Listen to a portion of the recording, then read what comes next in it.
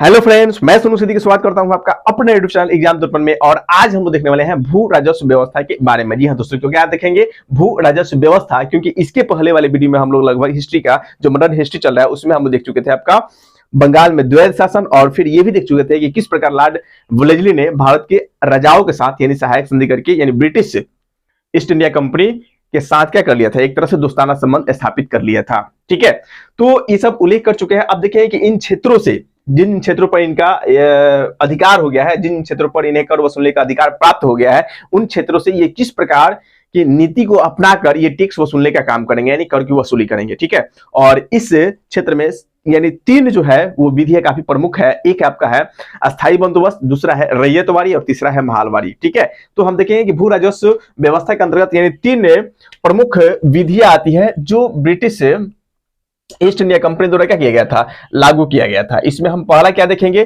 तो पहला देखेंगे अस्थाई बंदोबस्त के बारे में। क्या हो जाएगा, अस्थाई अस्थाई बंदोबस्त,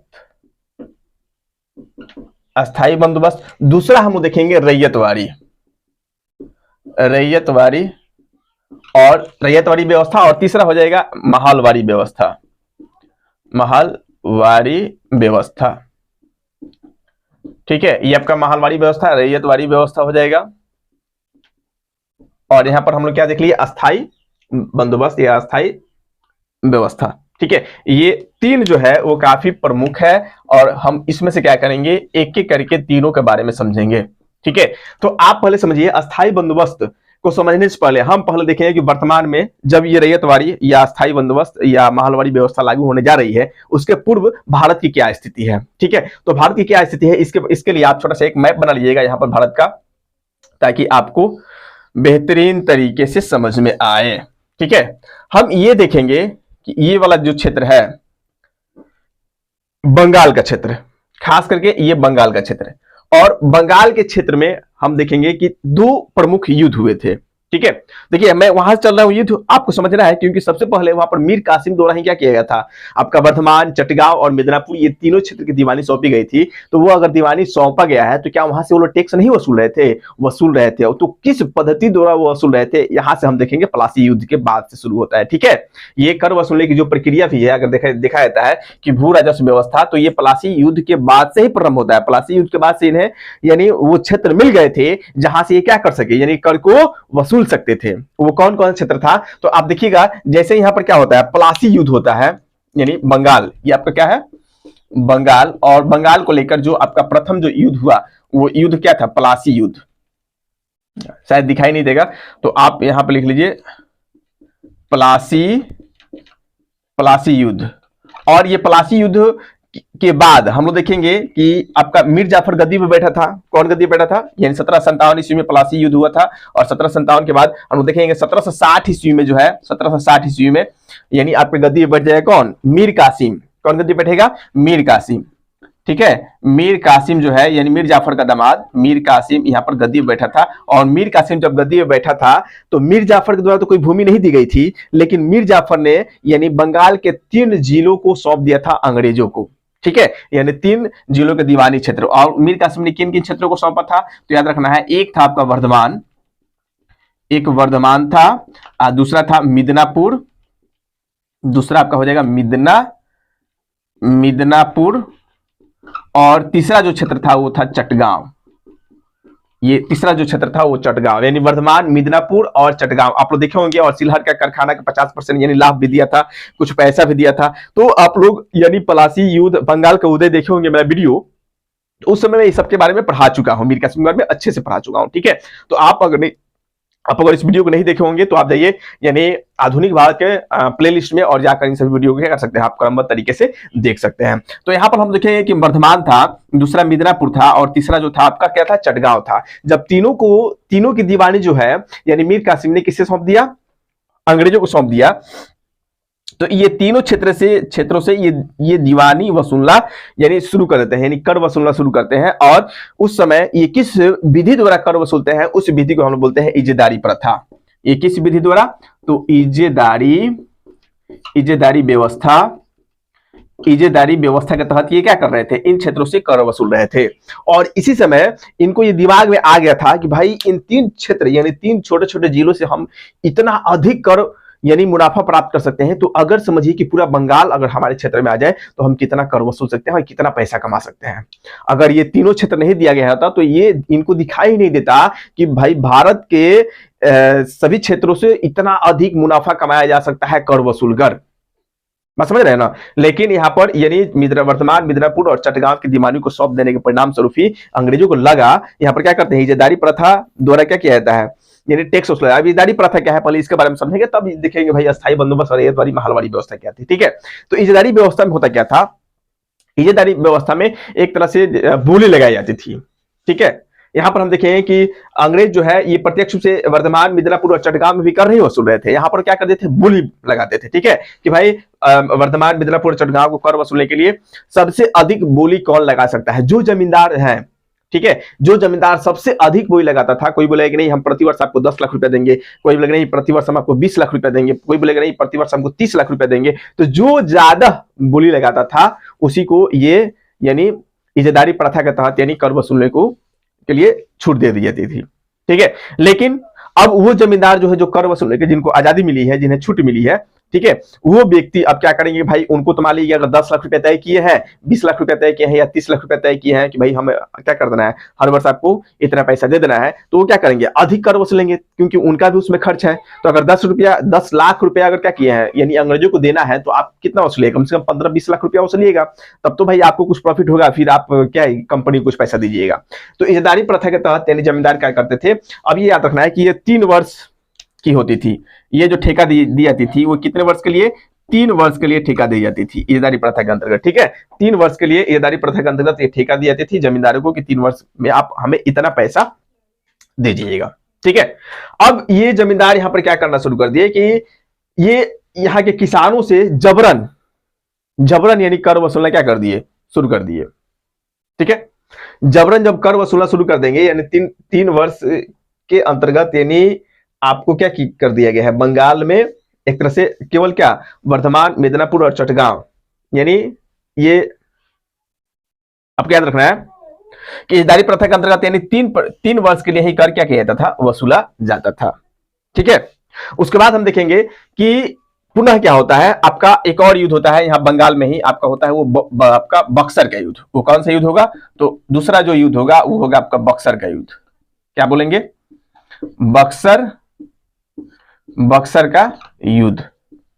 ठीक है, और ये बक्सर का युद्ध जो होगा वो कब होगा, आपका 1764 ईस्वी में होगा। कब होगा, 1764 ईस्वी में बक्सर का युद्ध होगा। और बक्सर के युद्ध के बाद हम लोग देखेंगे कि बक्सर के युद्ध में आपका मीर कासिम की सेना, शाह आलम द्वितीय की सेना और शुजाउद्दौला की सेना, तीनों की सेना क्या होती है आपकी, पराजित हो जाती है। 22 अक्टूबर 1764 ईस्वी को जो बक्सर का युद्ध हुआ था, उस युद्ध में क्या होती है यानी भारतीय राजाओं की सेना बुरी तरह से परास्त हो जाती है। और परास्त होने के पश्चात हम लोग देखे थे कि इलाहाबाद की संधि हुई थी, और इलाहाबाद के संधि के तुरंत बाद, इलाहाबाद के संधि के तहत यानी शाह आलम द्वितीय जो यानी मुगल शासक थे, उन्होंने क्या कर दिया था, संपूर्ण बंगाल, बिहार और उड़ीसा की दीवानी सौंप दी थी। तो पहले 3 जिलों की दीवानी है प्राप्त हुई थी, वर्धमान, मिदनापुर और चटगांव। और यहां से ईजादारी प्रथा के तहत रॉबर्ट क्लाइव, याद रखना है कि ये आपका रॉबर्ट क्लाइव द्वारा लागू किया गया था, रॉबर्ट क्लाइव।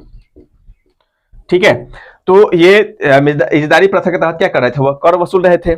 लेकिन जब क्या होता है कि पूरा हमको बंगाल मिल जाएगा, कब, यानी बक्सर युद्ध के बाद। ये क्या क्या मिल जाएगा, तो याद रखना है बक्सर के युद्ध के बाद यानी 3 बड़े राज्य मिल जाएंगे। ठीक है, 3 बड़े राज्य कौन कौन, तो बंगाल मिल जाएगा, बंगाल, बिहार और उड़ीसा। याद होगा हम लोग पढ़े होंगे इलाहाबाद की प्रथम संधि, इलाहाबाद की द्वितीय संधि। तो इलाहाबाद की प्रथम संधि के तहत यानी क्या किया गया था, यानी बंगाल, बिहार और उड़ीसा की दीवानी किनको सौंप दी गई थी, अंग्रेजों को सौंप दी गई थी। ये शाह आलम द्वितीय ने क्या कर दिया था, सौंप दिया था।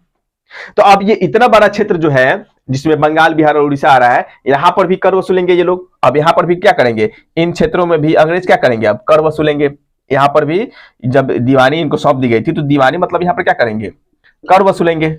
अब ये कर वसूलने के लिए क्या किया गया था, आपको याद होगा कि द्वैत शासन के अंदर यानी प्रत्येक राज्य से यानी कर वसूलने के लिए अलग अलग दीवान नियुक्त किए गए थे। कर वसूलने के लिए क्या किए गए थे, अलग अलग दीवान नियुक्त किए गए थे, जो भारतीय शासक ही यानी भारतीय लोग ही थे। अब वो कौन कौन था, जैसे हम देखे थे कि बंगाल बंगाल के लिए अलग व्यक्ति का निर्वाचन हुआ था, बिहार के लिए अलग व्यक्ति का निर्वाचन हुआ था, और उड़ीसा के लिए अलग व्यक्ति का निर्वाचन हुआ था। हम लोग देखे थे ना जी, कर वसूलने के लिए बंगाल, बिहार, उड़ीसा तीनों के लिए कर वसूलने के लिए अलग अलग व्यक्ति। बंगाल में कर वसूल रहा था, यानी दीवान कौन किसे नियुक्त किया गया था, तो आपको याद होगा बंगाल, बिहार और उड़ीसा। तो बंगाल में हम लोग देखे थे रजा खान था। कौन था? रजा खान था। लेकिन बिहार में कौन था? तो बिहार में आपका देख सकते हैं सिताब राय था। कौन था? सिताब राय। और यहां पर थे आपके उड़ीसा में राय दुर्लभ। कौन थे? राय दुर्लभ। तो यहां पर हम देख रहे हैं कि ये बंगाल, बिहार और उड़ीसा तीनों क्षेत्र से यानी कर वसूलने के लिए यहां पर किसको किसको नियुक्त कर दिया था? रजा खां, सिताब राय और राय दुर्लभ। ठीक है। और ये भी किस प्रथा के तहत यानी पहले कर वसूलेंगे? तो ये भी आपका एदारी प्रथा के तहत ही क्या किया जाएगा? कर वसूला जाएगा। ठीक है। लेकिन आपको थोड़ा सा ये समझना है, द्वैत शासन जैसे ही लागू हुआ तो बंगाल, बिहार और उड़ीसा में ये सिताब राय, राय दुर्लभ और रजा खां को कर वसूलने के लिए क्या कर दिया गया? नियुक्त कर दिया गया। लेकिन अब यहां पर क्या होगा कि एदारी प्रथा के तहत ये लोग यहां पर कर वसूलेंगे, और एदारी प्रथा में क्या हो रहा है कि भाई बोली लगाई जा रही है, और जो सबसे अधिक बोली लगाएगा उसे कर वसूलने के लिए इजाजत दे दी जाएगी, जो जमींदार। तो अब ये लोग भी क्या कर रहे हैं? राजा खां हो गए, सिताब राय हो गए, राय दुर्लभ हो गए। अब इनको जब कर वसूलने की जिम्मेवारी मिली है तो ये बोली लगवाएंगे, और जो जमींदार अधिक बोली लगाता था उनको ये कर वसूलने के लिए दे देते थे। अब परिस्थिति क्या पैदा होती है? परिस्थिति सबसे विकट समस्या ये होती है कि ये लोग तो क्या, हम लोग देखें कि भाई अधिक बोली लगाए हैं, मान लीजिए कि हम 10 लाख लगाए हैं तो कोई 20 लाख रुपए लगा दिया है बंगाल से कर वसूलने के लिए। ठीक है। और वास्तव में 20 लाख वसूला जाएगा कि नहीं जाएगा ये कंफर्म नहीं है। ठीक है। वाजिब नहीं है। अगर 30 लाख रुपया हम बोली लगा दिया है तो जो सबसे अधिक बोली लगाएगा उन्हें कर वसूलने के लिए इजाजत दी जाएगी। ठीक है, यहाँ के दीवानों के द्वारा। अब जैसे मान लीजिए कि कंपनी ने क्या निश्चित किया? कंपनी ने निश्चित किया कि भाई हमें 10% क्या करना है, यानी कुल जो कर वसूली जाएगी उसमें से हमें कुछ हिस्सा देना है, कुछ हिस्सा आप रख लीजिए। ठीक है। अब ये जिनको यानी जो जमींदार थे जिनको कर वसूलने के लिए चुना गया था, वो व्यक्ति क्या करते थे कि लगभग यानी मान लीजिए कि आपको देना है 10 रुपया, हम क्या कर रहे हैं कर वसूलना है 20 रुपया। ठीक है। उसमें से हम क्या करेंगे 10 रुपया आपको दे देंगे, 10 रुपया हम खुद रख लेंगे। तो ये जो बोझ है यानी कर का जो बोझ है लगातार यानी बंगाल के किसानों पर पड़ता जा रहा था, जिसके परिणाम स्वरूप यानी ऐसी स्थिति उत्पन्न हुई कि अंततः हम लोग देखेंगे कि इन क्षेत्रों में यानी 1770 ईस्वी में हम लोग देखे थे, 1770 ईस्वी में क्या हुआ था? भयंकर, आप लोग पढ़े होंगे, हम अगले भी वीडियो में बताए होंगे कि यहाँ पर यानी एक तरह से भयंकर आपका अकाल की स्थिति उत्पन्न हो गई थी। अकाल की स्थिति उत्पन्न हो गई थी। और इस समय लगभग बंगाल की मैं बात कर रहा हूं, इस समय बंगाल में लगभग 1 करोड़ लोग क्या हो गए थे? 1 करोड़ लोग क्या हो गए थे? मारे गए थे। ठीक है। अकाल के कारण 1 करोड़ लोगों की मृत्यु हो गई थी, मतलब कि कुल बंगाल की जनसंख्या का 1/3% लोग मारे गए थे। यही इज्जतदारी प्रथा के कारण ही। अब भाई हम तो सरकार लिए है ना कि हम 10 लाख रुपया जब सरकार लिए हैं कि 10 लाख रुपया हम क्या देंगे, यानी हमें कंपनी में क्या करना है? कर वसूल कर दे देना है। मान लीजिए किसी वर्ष फसल नहीं हुआ, फिर भी हमको 10 लाख रुपया करना है, उनको देना है। 10 लाख रुपया पूरा का पूरा 10 लाख रुपया वसूले, 10 लाख रुपया दे तो फिर हमको क्या फायदा हुआ?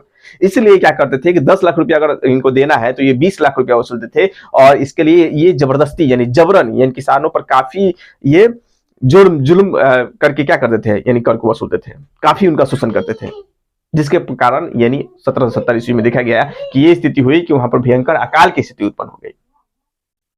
ठीक है, बात समझ आ रहा होगा। अब ये आपको समझना है कि यहां पर द्वैत शासन लागू है और यह भयंकर अकाल की स्थिति उत्पन्न हुई है कब? 1770 ईस्वी में इज्जतदारी प्रथा के तहत।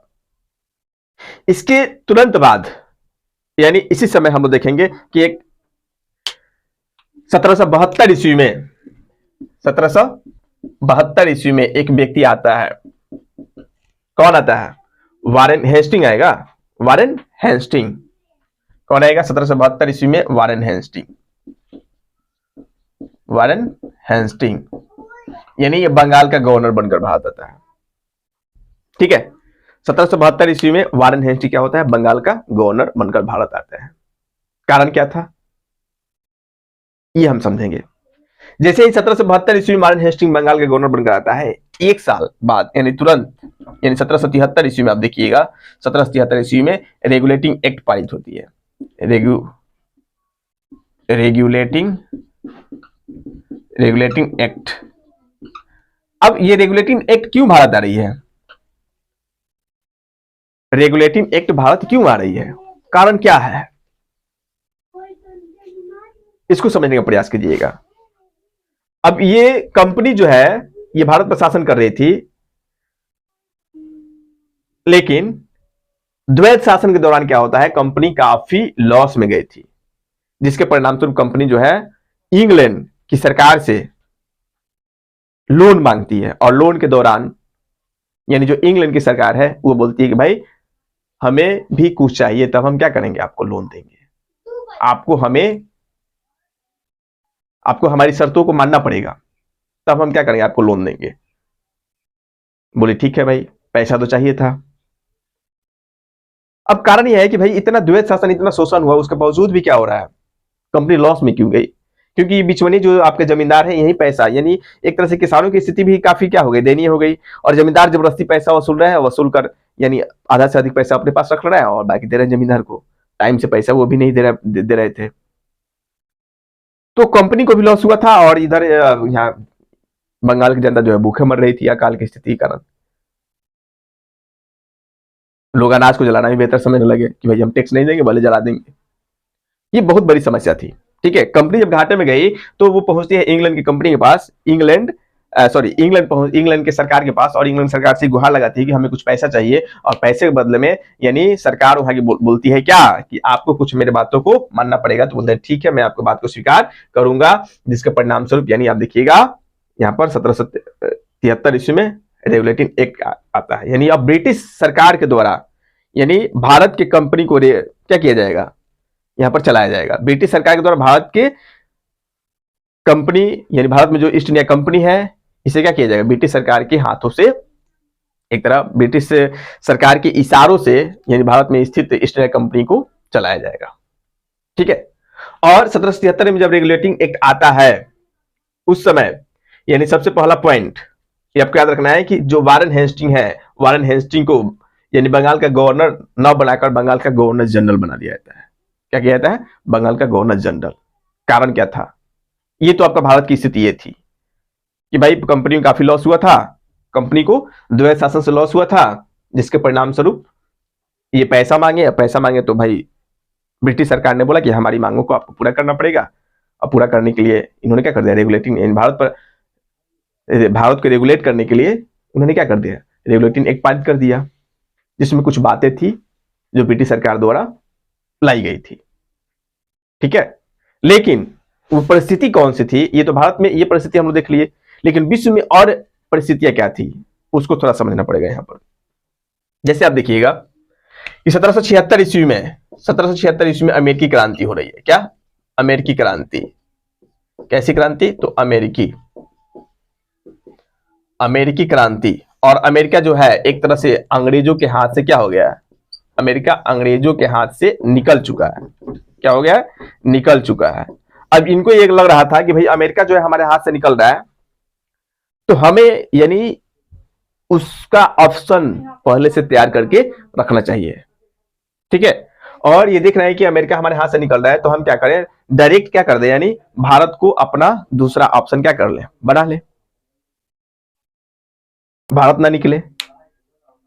क्योंकि अमेरिका से भी ये बहुत अच्छे व्यापार कर रहे थे, लेकिन अमेरिका 1776 ईस्वी में क्या हो गया, यानी आजाद हो गया फ्रांसिस ड्यू की सहायता से। तो एक तरफ वो उपनिवेश जा रहा था इंग्लैंड यानी ब्रिटिश सरकार के हाथ से, वो क्या रहा था, यानी अमेरिका निकल रहा था। तो उसने सोचा कि भाई हम भारत को कंपनी के हवाले यानी कंपनी के हाथों में नहीं छोड़ सकते हैं, कम से कम इस पर अपना क्या कर ले, प्रभुत्व स्थापित कर ले। ठीक है, इसलिए उन्होंने क्या किया, यहाँ पर रेगुलेटिंग एक्ट पारित किया 1773 ईस्वी में। और जब 1773 ईस्वी में रेगुलेटिंग एक्ट आया तो वारेन हेस्टिंग को क्या कर दिया जाएगा, वारेन हेस्टिंग को यानी बंगाल का गवर्नर जनरल बना दिया जाएगा। क्या किया जाएगा, यानी बोल सकते हैं बंगाल का गवर्नर जनरल बना दिया जाएगा। थोड़ा समझिए, आप सोच रहे होंगे कि भाई पढ़ा रहा है आपका अस्थायी बंदोबस्त, चले गए रेगुलेटिंग एक्ट पे किस लिए। तो जब तक ये परिस्थिति आप नहीं समझिएगा, आपको ये समझ में नहीं आने वाला है अस्थायी बंदोबस्त। इसको बना दिया है तो वारेन हेस्टिंग को, वारेन हेस्टिंग। हेस्टिंग को, ठीक है। और इसके अधीन यानी बंगाल के गवर्नर जनरल के अधीन आपके जो दो गवर्नर थे, एक तो आपका दो प्रेसिडेंसी थी इनकी, एक आपका मद्रास और दूसरा मुंबई, मुंबई यानी बंबई, ये दोनों किसके अधीन कर दिया है? बंगाल के अधीन कर दिया गया। एक आपको याद रखना है, यहाँ पर बंबई में इनकी प्रेसिडेंसी थी और दूसरा हम लोग देखे थे मद्रास। तो मद्रास और आपका क्या मुंबई, दोनों को किसके अधीन कर दिया गया? बंगाल के गवर्नर जनरल के अधीन कर दिया। मतलब यहाँ के भी गवर्नर को और मुंबई के भी गवर्नर को, दोनों गवर्नरों को बंगाल के गवर्नर जनरल के अधीन कर दिया गया, ठीक है, ताकि ये केंद्र के शासन के अंतर्गत दोनों रहे। बात समझ रहे हैं? और उसी का परिणाम आज भी हम देख सकते हैं। स्टेट में हम लोग क्या होती है? अलग सरकार होती है और केंद्र में हमारी अलग सरकार होती है। केंद्र क्या करता है? इन सभी राज्यों को नियंत्रित करता है। उसी प्रकार यहाँ बंगाल का जो गवर्नर है, गवर्नर जनरल जो है वो क्या करेगा? यानी मद्रास और मुंबई के गवर्नरों को नियंत्रित करेगा। क्लियर? ये पॉइंट आपको समझ में आ गया होगा। जब रेगुलेटिंग एक्ट आता है और आने के पश्चात यानी आपका मद्रास के साथ साथ क्या मुंबई, दोनों के गवर्नरों को बंगाल के गवर्नर जनरल के अधीन कर दिया जाता है। उसके बाद जो दूसरा सबसे महत्वपूर्ण काम होगा किसका? वारेन हेस्टिंग का। तो वो सबसे पहले देखेगा कि भाई मान लीजिए जिनसे हमें क्या करना है, जिनसे हमें टैक्स प्राप्त हो रहा है और उन्हीं की स्थिति दयनीय हो, तो फिर वो टैक्स प्राप्त कैसे करेंगे? जो अपने जीवन यापन के कार्य कर रहे हैं उसमें वो संलग्न हो, अगर वो नहीं करेंगे तो फिर हमें टैक्स कहां से देंगे? ये समझ में आपके किसके? वारेन हेस्टिंग को। तो वारेन हेस्टिंग क्या करता है? वारेन हेस्टिंग क्या करेगा? सबसे पहले जब आएंगे तो उनके द्वारा क्या किया जाएगा? आपको याद रखना है, सर्वप्रथम यानी द्वैत शासन को समाप्त कर दिया जाएगा। क्या? जो द्वैत शासन था, द्वैत शासन क्या कर दिया गया? समाप्त कर दिया गया। और द्वैत शासन को समाप्त करने के पश्चात आपको याद रखना है कि जो दीवानी नियुक्त की गई थी अलग अलग, जैसे बिहार की दीवानी, आपका बंगाल की दीवानी, उड़ीसा की दीवानी को समाप्त कर दिया गया। यानी जो दीवान नियुक्त किए गए थे, दीवान को क्या कर दिया गया? समाप्त कर दिया गया। बिहार के दीवान के पद को भी समाप्त कर दिया गया, बंगाल के दीवान को पद को भी हटा दिया गया और उड़ीसा के दीवान को भी क्या कर दिया? समाप्त कर दिया। द्वैत शासन को समाप्त किया, दीवान के पद को क्या किया? वो समाप्त किया। और साथ में हम लोग देखेंगे इनके द्वारा क्या किया गया? सोचा गया कि भाई अब इन क्षेत्रों में हम क्या करेंगे? नए तरीके से यानी कर प्रणाली वसूलेंगे। और उसके लिए इसने क्या किया? बोर्ड ऑफ रेवेन्यू का भी गठन किया गया। तीसरा आपको क्या याद रखना है कि बोर्ड ऑफ रेवेन्यू यानी किस प्रकार कर वसूला जाएगा, इसके लिए इसने क्या किया? एक बोर्ड की स्थापना की, या बोल सकते हैं राजस्व बोर्ड की स्थापना की। क्या?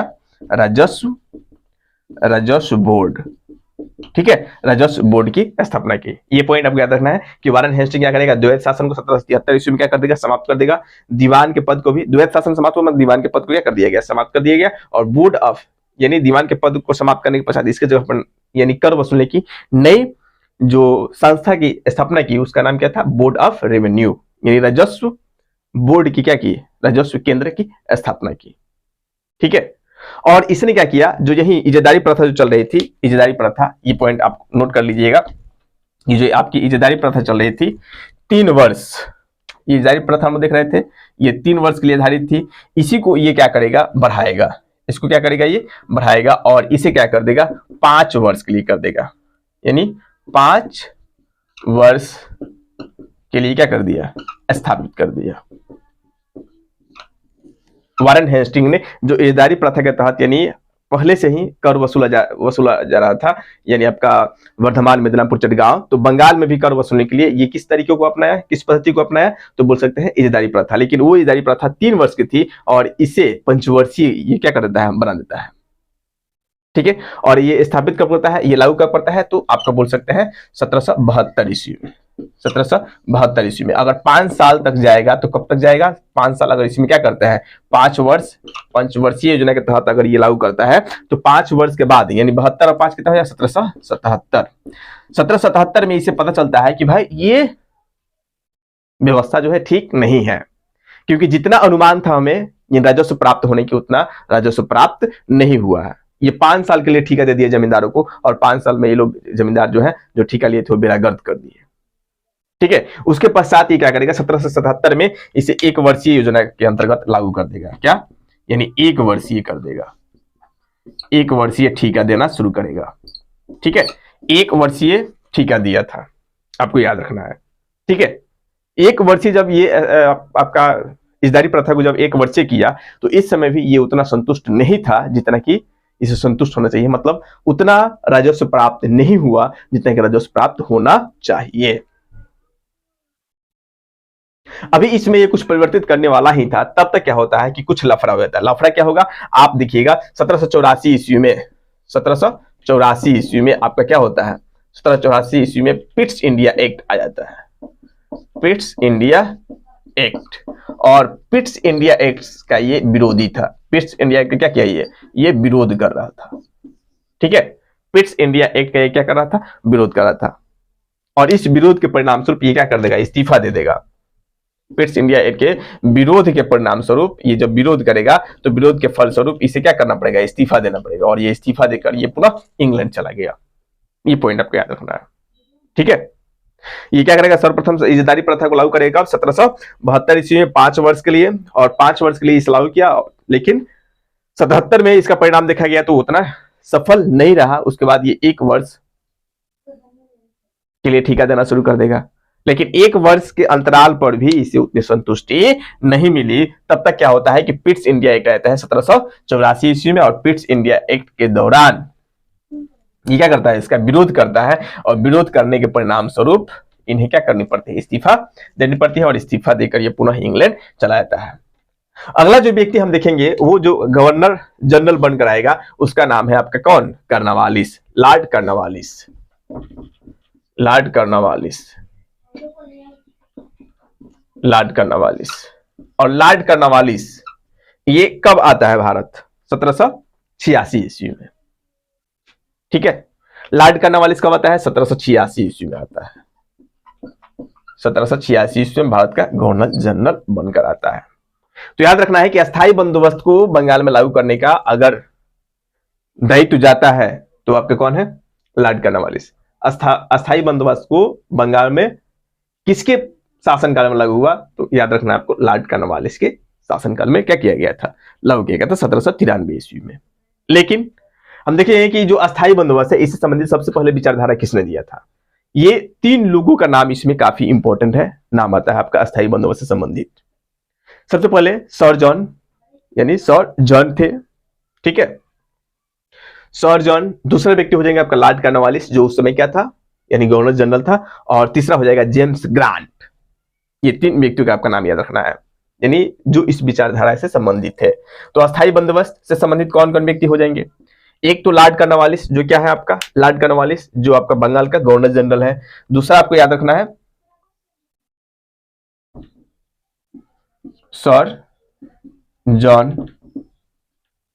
ठीक है, और तीसरे व्यक्ति जो हो जाएंगे वो जेम्स ग्रांट,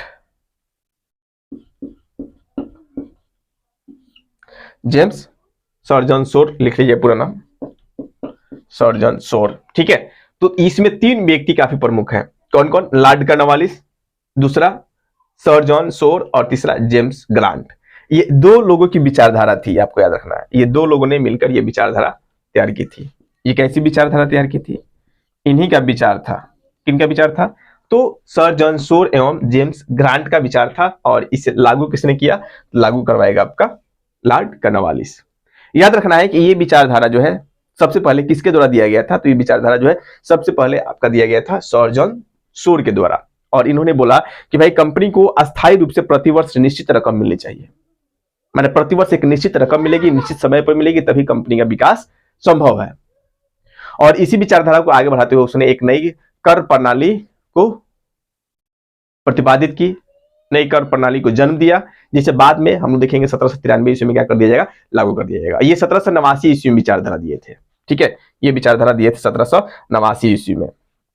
याद रखना है ये जो विचार दिए थे 1789 ईस्वी में दिए थे। कौन, तो ये विचार देंगे आपका प्रमुख रूप से सर जॉन। ठीक है, आपको याद रखना है सर जॉन कौन व्यक्ति थे, सर जॉन द्वारा क्या किया जाएगा, 1789 में विचार को प्रस्तुत किया जाएगा। लेकिन इसे लागू कब किया जाएगा, याद रखना है कि सबसे पहले इसे प्रारंभ किया गया 1790 ईस्वी में। 1790 ईस्वी में 10 वर्षों के लिए इसे लागू किया गया। 10 वर्षों के लिए, याद रखना है कितने वर्षों के लिए, 10 वर्षों के लिए इसे लागू किया गया। ठीक है, लेकिन 3 वर्ष पश्चात ही देख लीजिएगा इसका परिणाम, यानी 10 वर्ष के लिए लागू किया गया, लेकिन 3 वर्ष पश्चात, 3 वर्ष पश्चात इसका परिणाम निकल जाएगा। तो काफी अच्छा परिणाम निकला था, यानी 3 जैसे 90 में लागू हुआ और 1793 ईस्वी में 3 वर्षों को देखा गया कि भाई काफी अच्छा क्या हो रहा है, इससे बेनिफिट हो रहा है, काफी अच्छा फायदा हो रहा है।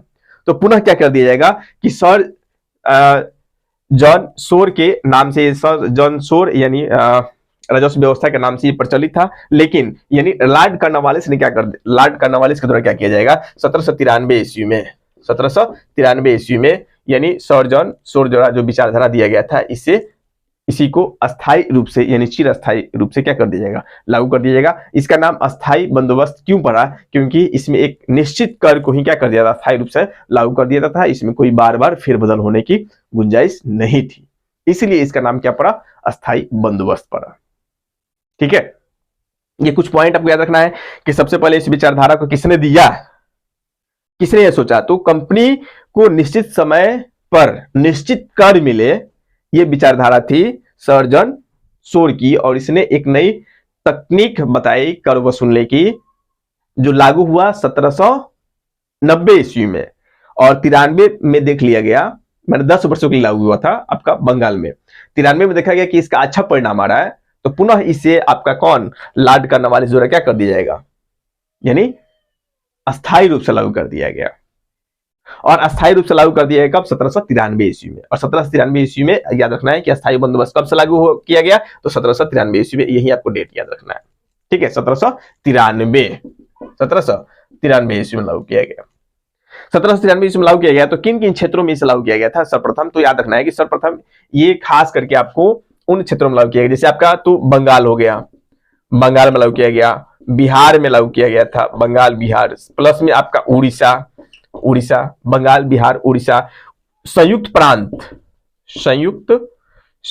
प्रांत याद रखना है, संयुक्त प्रांत मतलब उत्तर प्रदेश, और उत्तर प्रदेश कौन से क्षेत्र, जैसे बनारस हो गया, खासकर बनारस। ठीक है, संयुक्त प्रांत के यानी बनारस में। उसके बाद उत्तरी कर्नाटक, ये प्रमुख जो क्षेत्र थे जहां पर सर्वप्रथम क्या किया गया था, आपको अस्थायी बंदोबस्त को लागू किया गया था। याद रहेगा सभी पॉइंट, क्या क्या याद रखना है कि भाई सबसे पहले विचारधारा किसने दिया, कितने लोगों की विचारधारा इसमें शामिल थी, तो प्रमुख रूप से आपको तीनों व्यक्तियों का नाम याद रखना है, तीनों लोग। ठीक है, सबसे पहले विचार दिया 1789 ईस्वी में सर जॉन सोर ने, उसके सहयोगी के रूप में थे कौन, जेम्स ग्रांट का नाम को याद रखना है। और तीसरा जो व्यक्ति हो जाएंगे जिसने क्या किया, लागू किया संपूर्ण क्षेत्रों में, वो थे लॉर्ड कर्नवालिस। तो 3 व्यक्ति होंगे आपको, लेकिन इसे जब लागू किया गया 1790 ईस्वी में, तो उस समय सर जॉन सोर व्यवस्था के नाम पर ही लागू किया गया था। बाद में आप देखिएगा 3 साल जब लगातार अच्छा इसका रिजल्ट रहा, तो 1793 ईस्वी में क्या कर दिया गया, पूर्ण रूप से लागू कर दिया गया। और लागू किया गया तो किन किन क्षेत्रों में सर्वप्रथम लागू किया गया, तो 3 क्षेत्रों में आपको याद रखना है, बंगाल बिहार उड़ीसा, मतलब ये एक क्षेत्र हो गया, यानी बंगाल के अंदर बिहार बंगाल उड़ीसा। उसके बाद संयुक्त प्रांत में खास करके बनारस, और एक आपका हो जाएगा उत्तरी कर्नाटक। इन्हीं क्षेत्रों में क्या किया गया, सबसे पहले इसे लागू किया गया था। अब देखेंगे भाई इसमें और क्या की विशेषताएं थी। 3 क्षेत्रों में तो हो गया आपका बंगाल बिहार उड़ीसा, उसके बाद उत्तरी कर्नाटक, बंगाल बिहार उड़ीसा उत्तरी कर्नाटक, फिर आप बोल सकते हैं बनारस, यानी संयुक्त प्रांत का क्षेत्र जो हो जाएगा बनारस में, यहां पर क्या किया गया था, लागू किया गया था। अब इसकी विशेषताएं क्या थी, अस्थायी बंदोबस्त की विशेषता। अब इसमें कुछ विशेषता को हम क्या करेंगे, नोट करेंगे, जैसे क्या क्या विशेषताएं थी, प्रमुख रूप से इसमें होता क्या था। तो आपको याद रखना है कि पहली बात कि इसमें कर जो होता था वो क्या होता था, अस्थायी होता था। कर अस्थायी होता था, जो भी कर लागू होता था वो क्या होता था, अस्थायी होता था। ये बार बार इसमें कर में कोई फेरबदल नहीं होती थी, ये पॉइंट याद रखना है। उसके बाद कर कौन वसूलेगा, कर वसूलने का काम जो है, कर वसूलने का काम यानी किसे दिया गया था, जमींदार को दिया गया था। किसे दिया गया था, जमींदार को दिया गया था। ये कर अस्थायी होता था, ये पॉइंट आपको याद रखना है। कर वसूलने का काम किसे गया था? जमींदारों को दिया गया था। क्यों जमींदारों को दिया गया था? क्योंकि आप ये समझिएगा कि ब्रिटिश सरकार यानी प्रत्येक किसानों के पास नहीं जा सकती थी, प्रत्येक किसानों से कर नहीं वसूल सकती थी, और वसूलना भी चाहती तो उसके लिए एक बहुत बड़ा मेन फोर्स की आवश्यकता थी, जिसे उसे कार्य पर क्या करना पड़ता, कार्य के लिए नियुक्त करना पड़ता, उसमें काफी इनको पूंजी भी खर्च करना होता। तो इन सभी दृष्टि से इन्होंने सोचा कि भाई कर वसूली की सबसे अच्छी पद्धति है कि अस्थायी बंदोबस्त द्वारा हम क्या कर दे, एक प्रत्येक क्षेत्र में एक जमींदार को नियुक्त कर दिया जाए, और वो जमींदार क्या करेगा, कर वसूलेगा, और जमींदार कर वसूलेगा और उसे जमीन का मालिकाना हक भी दे दिया जाए, ताकि अगर कोई व्यक्ति कर नहीं देता है टाइम से तो वो जमींदार क्या कर सकता है, कुछ तो पनिशमेंट देगा।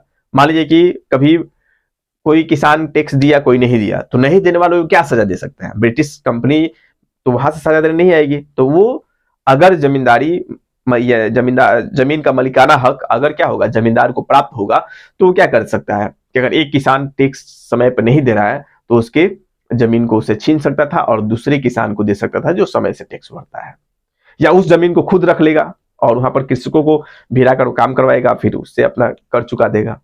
तो ऐसी व्यवस्थाएं क्या की गई थी, यानी अस्थायी बंदोबस्त में लागू की गई थी। याद रखना है, कर अस्थायी होता था, कर जो होगा अस्थायी होगा।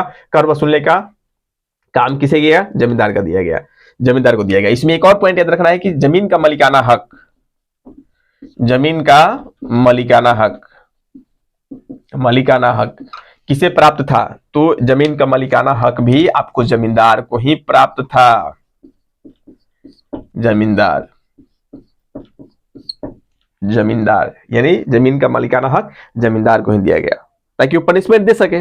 मालिकाना हक नहीं रहेगा, अगर इनको मालिकाना हक देते हैं तो ये क्या करेंगे, ज्यादा मतलब रुचि से कार्य करेंगे। सभी क्षेत्र देखेंगे भाई, जितना भी जमीन है हमारे क्षेत्र के अंतर्गत, उन सभी क्षेत्रों पर क्या कराएं, कृषि कार्य करवाएं, ताकि उत्पादन अधिक होगा, और उत्पादन अधिक होगा तो अधिक से अधिक हमें मुनाफा होगी। क्योंकि इसमें हम देखेंगे कर की प्रणाली क्या थी, इन्हें टैक्स किस प्रकार देना होता था। जैसे याद रखना है कि इसमें हम देखेंगे कि कुल कर का 10/11 भाग, 10/11 भाग इसमें कंपनी को देनी होती थी, कंपनी को देनी होती थी, देनी होती थी। यानी 10/11 भाग मतलब 11 भाग में से 10 भाग कंपनी को देनी होती थी, तथा बोल सकते हैं 1/11 भाग, 1/11 भाग यानी जमींदार को मिलती थी, जमींदार को प्राप्त होती थी, प्राप्त। याद रखना है क्या कि कुल कर का 10/11 भाग कंपनी को देनी होती थी, तथा 1/11 भाग जमींदार को प्राप्त होती थी। क्या ये इतने में काम कर सकते थे? शुरू में तो इतने में काम किए, लेकिन धीरे धीरे होता क्या है कि जमींदारों की जो इच्छा है वो बढ़ती चली गई, और ये क्या करने लगे कि अपना जो भाग है वो उसमें बढ़ाते चले गए। अब देखिए कैसे, जैसे मान लीजिए कि इनको वसूलना था कितना, मान लीजिए 11 केजी जो है अनाज वसूलना था, कोई ले लीजिए चावल गेहूं कुछ भी ले लीजिए, उसमें से 11 केजी में से 10 केजी, 10 जो केजी है ये आपको कंपनी को देना था, और बाकी बचा आपका 1 केजी, 1 केजी ये जमींदार लेंगे, ये जमींदार लेंगे, ये नियम है। लेकिन ये वसूलने लगे कितने, जैसे मान लीजिए कि ये 20 केजी वसूलना शुरू कर दिए, 20 केजी में से अब ये क्या करना शुरू किए, पहले था 11, ठीक है, 11 कुल कर हो गया, जिसमें से 10 कंपनी को देना था, 1 खुद लेना था। अब ये 20 वसूल लिए और 20 में से क्या करना शुरू कर दिए, 10 तो आपको दे देना है कंपनी को, 10 केजी किसको देना है, ये कंपनी को दिए, बाकी बच गया क्या 10, अब ये 10 खुद क्या कर लिए, जमींदार लेना शुरू कर दिए, ठीक है। जिसके परिणाम स्वरूप क्या हुआ कि इस पद्धति में यानी जमींदार दिन प्रतिदिन क्या होते गए, धनी होते चले गए, और जो किसान यानी समय पर कर नहीं देते थे उनकी कुर्की जब्ती कर लेते थे, उनके घर द्वार तोड़ ताड़ लेते थे, सब लेके चले जाते थे जो समय पर कर नहीं देते थे, उनके जमीन को छीन लिया जाता था, और उस जमीन को छीनकर यानी दूसरे किसानों को दे दिया जाता था, या खुद वो रखकर उस पर कृषि कार्य करवाते थे। उसके बाद ये आपको याद रखना है कि एक नीति लाई गई अंग्रेजों की तरफ से, जिसे हम बोलते हैं सूर्यास्त की नीति। क्या बोलते हैं? सूर्यास्त की नीति, याद रखना है यहां पर, सूर्यास्त, सूर्यास्त की नीति। और यह नीति लाया गया था आपका 1794 ईस्वी में। कब? 1794 ईस्वी में यह नीति लाया गया। अब सूर्यास्त की नीति क्यों लेकर लाई गई? क्योंकि ऐसे बहुत सारे ऐसे जमींदार होते थे जो समय पर यानी अंग्रेजों को टैक्स यानी जो कर है वो नहीं पहुंचाते थे, ठीक है, और उनको निश्चित कर निश्चित समय पर चाहिए था। इसलिए उन्होंने यानी 1794 ईस्वी में सूर्यास्त की नीति लेकर आए, जिसके अंतर्गत एक निश्चित डेट फिक्स कर दिया था और उस डेट के सूर्यास्त से पहले अगर कोई जमींदार यानी कर नहीं देता है तो उनकी जमींदारी भी समाप्त हो जाती थी, उनकी जमींदारी नीलाम कर दी जाती थी और दूसरा व्यक्ति क्या करता था, उस जमींदार की जगह पर दूसरा जमींदार नियुक्त कर दिया जाता था। ठीक है, ये पॉइंट याद रखना है। मैंने इस तरह से बोल सकते हैं कि अस्थाई बंदोबस्त में खासकर यानी जो फायदा हुआ वो जमींदारों को हुआ। जमींदार जो है ये एक तरह से वंशावली यानी चलता चला गया। अगर मान लीजिए कि आज पिताजी जमींदार हैं तो फिर अगर उनके दो बेटे हुए तो वो जमींदारी जो है दोनों भाइयों में बढ़ जाती थी, फिर उसके दो पुत्र हुए तो दो पुत्र हुए तो फिर उनको उनके अंदर ये जमींदारी बढ़ जाती थी। क्षेत्र बांट देते थे कि आप यहाँ की जमींदारी वसूलिए, आप यहाँ की जमींदारी वसूलिए, आप यहाँ की जमींदारी वसूलिए। ठीक है, इसी कारण हम देखेंगे कि जो जमींदार होंगे वो खास करके अंग्रेजों के हिमायती रहेंगे, अंग्रेजों के वफादार रहेंगे, क्योंकि उनको लगेगा कि हमें जो कुछ भी प्राप्त हुआ है वो ब्रिटिश सरकार की देन है। और इसी कारण हम देखेंगे 1857 की जब क्रांति होगी तो उस क्रांति में भी जो जमींदार होंगे वो सैनिकों के साथ न होकर वो अंग्रेजों के समर्थन में रहेंगे। ठीक है, ये पॉइंट को आपको याद रखना है। ठीक है, फिर मिलते हैं अगले वीडियो में, तब तक के लिए धन्यवाद। जय हिंद दोस्तों।